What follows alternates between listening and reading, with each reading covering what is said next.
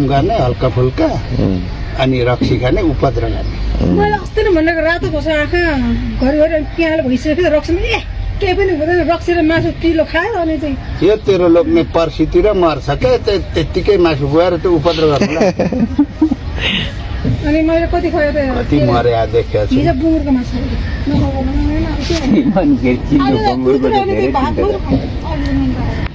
अब जीवनको पालो म त गर्छु कान ढाकेको छ अलि ढाके छैन अनि भन्न त जा ए कान ढाकेको छ कि छैन तलबाट अलि तलबाट हेरौँ ढाकेको छैन अरे बनाऊ न भयो ढाक्यो अघिको जस्तो भयो अघि जस्तै पुरै ए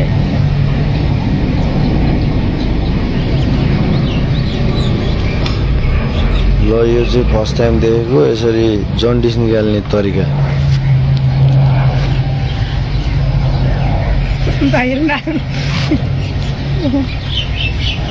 कि न सम्पत्ति न छोराछोरी न कोठा त्यो टोटा बजाए हिँड्यो क्या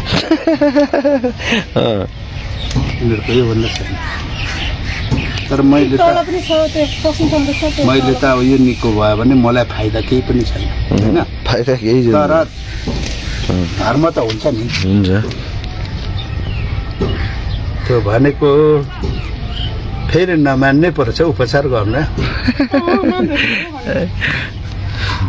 एकदम दाइले पैसा दिन्छ जाउँ गाउँ गराउ दसैँमा भन्दै थियो ल हुन्छ दसैँले काट्दैन तेरो लोङ दसैँमा त उहाँ घरमा पोका ल्याएको छ अरे पोका उसेर खानुपर्छ त्यही भएर त तेरो लोग्नेले दसैँ काट्दैन भन्दैछु त म अष्टमीसम्म